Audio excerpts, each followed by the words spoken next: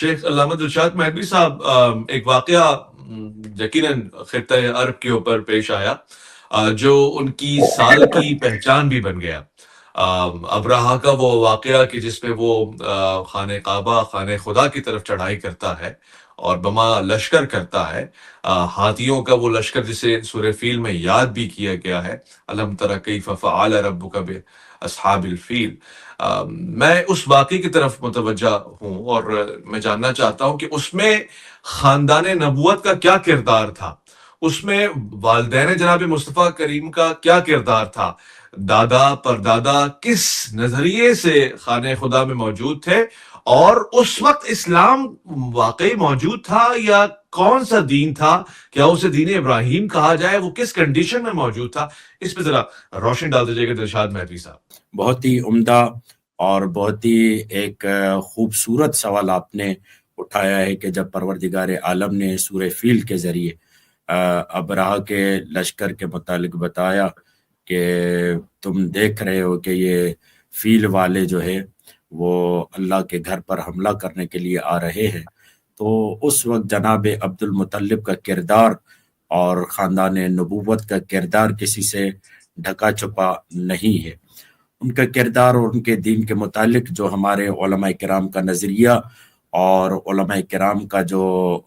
معاملہ ہے کہ جیسے کہ قرآن مجید کی ایک آیت بھی ہے کہ پروردگار عالم نے اسی سورہ شعراء میں ارشاد فرمایا وَتَقَلُّبَكَ فِي السَّاجِدِينَ کہ ہم نے تمہیں سجدہ گزاروں میں قرار دیا ہے، کہ رسول خدا کا جو نور تھا وہ مختلف سجدہ کرنے والوں کی پشتوں میں ہوتا ہوا آیا، اور اسی سے علامہ آلوسی نے لکھا ہے، بیان کیا ہے کہ یہ آیت بیان کرتی ہے کہ رسول خدا پاک صلبوں میں قرار دیے گئے، نورانی اور موحد صلبوں میں قرار دیے گئے۔ وہ صلبیں قرار دی گئی کہ جو پروردگار عالم کی اطاعت گزار صلبیں تھی، جو خداوند متعال کی طرف سے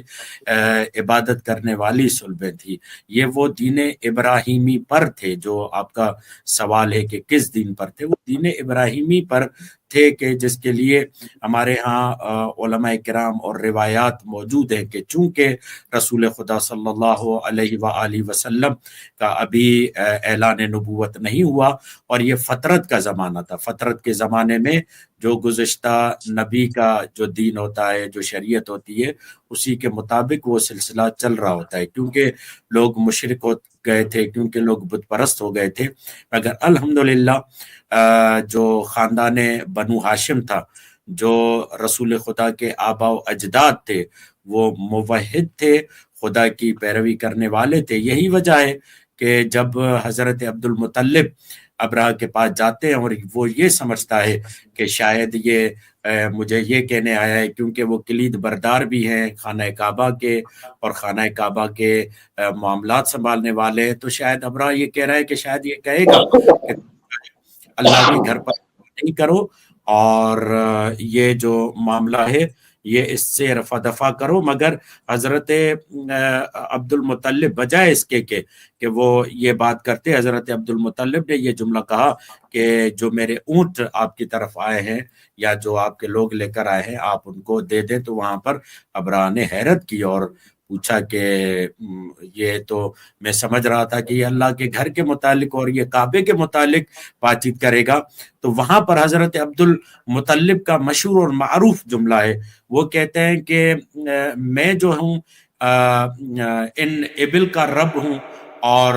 کعبے کا رب جو ہے وہ خدا ہے، وہ خدا ہی اپنے کعبے اور اپنے گھر کو بچائے گا۔ اور آپ نے دیکھا کہ قرآن مجید نے بیان کیا کیوں یہ کیا بتا رہا ہے، بہت ہی عمدہ بات کی آگئے صداقت فریدی نے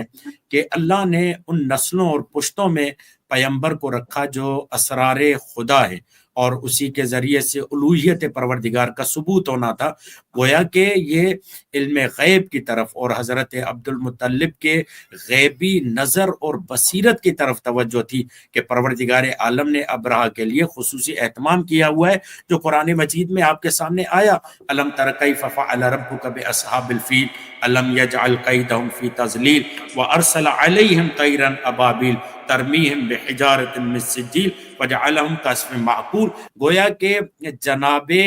حضرت عبد المطلب اس کو انذار کرنے گئے تھے کہ تم کیا سمجھتے ہو کہ مجھے اپنے اونٹوں کی فکر ہے مگر کیا اللہ کو اپنے گھر کی فکر نہیں ہے. اور کمال دیکھیے کہ یہ بات یوں بھی مدلل ہو جاتی ہے اور میری بات کو مضبوط کرتی ہے کہ حضرت عبد المطلب نے اپنے خاندان والوں کو، اپنے عزیز و اقارب کو کہا تھا کہ کعبۃ اللہ کو چھوڑ دو، تنہا کر دو. اس کے ارد گرد جو لوگ رہتے تھے انہیں کہا کہ یہاں سے دور چلے جاؤ. تو لوگ پوچھ رہے تھے کہ آپ کیوں کہہ رہے ہیں ایسا؟ کیونکہ حضرت عبد المطلب